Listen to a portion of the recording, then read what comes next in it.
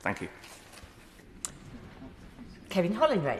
Thank you, Madam Speaker. I won't detain the House too long at all. I very much welcome these measures and the reasons for them. As it says in the briefing, the measures were currently imposed in terms of sanctions are insufficient so far. We need to go further. They are effective, though. The evidence we've had to the Treasury Select Committee is these sanctions are very effective.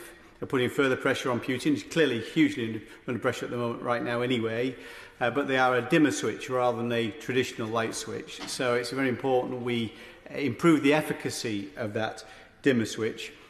I did raise the case earlier of Alisher Usmanov, and because I think it's a case in point, not because I wanted a direct answer to that particular case, but what, of course, people look to, these are clever people with very large resources, and they can employ the best people to help them to try and evade sanctions. There's two ways, principal ways they look to do that, is either use associates, relatives and the rest, and it's good to hear the provisions within this legislation that there's tighten up in this area in terms of family members.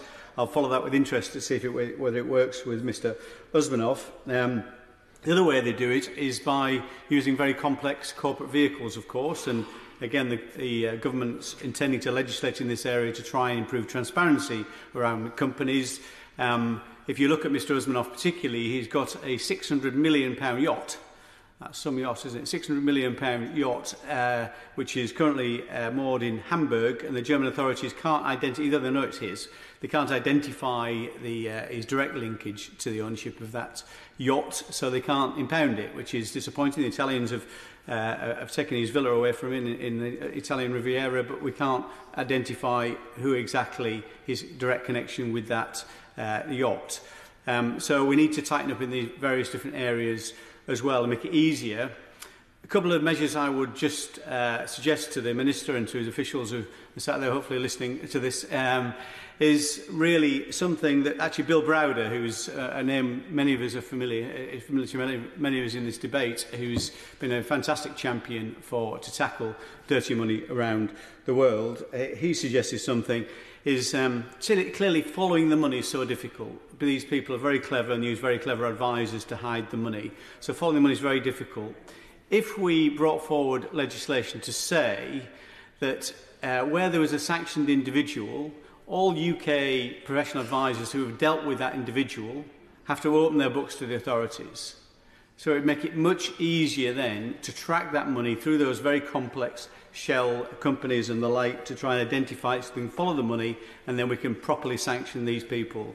It would also potentially deter some of our professional advisors in this country from dealing with these kind of highly suspect characters in the first place. So I think that's something which should certainly, hopefully the Minister will certainly consider.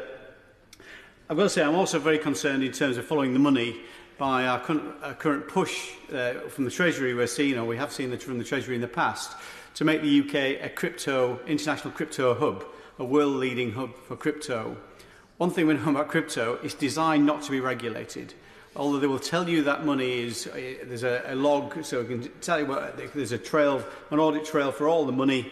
The regulators can't see it, and that's how it's designed. So our regulators, in my view, will never be able to track this stuff through crypto, yet we seem to be saying we want the UK to be a leading crypto finance centre, and I think that's something we should reconsider.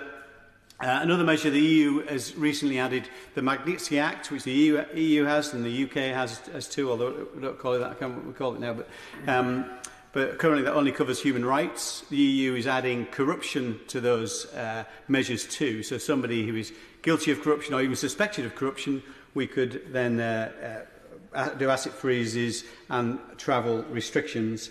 The Shadow Minister and honourable friend, the member for the Isle of Wight, mentioned about sequestering assets, confiscating them, redistributing them. It's a really interesting point. One thing we absolutely believe in this House, or most of us do, are property rights. So this is pretty tricky stuff, just taking assets off people and giving them to somebody else. So we can't undermine our own values quite right, our attempts to try and use some of that money to pay reparations to Ukraine. One thing we could do much more easily, we hold about £30 billion of Russian foreign currency reserves, which is currently seized. That's protected at the moment by sovereign immunity. we could change those rules pretty quickly. It's not difficult for us to identify or establish criteria around which we can set aside those measures.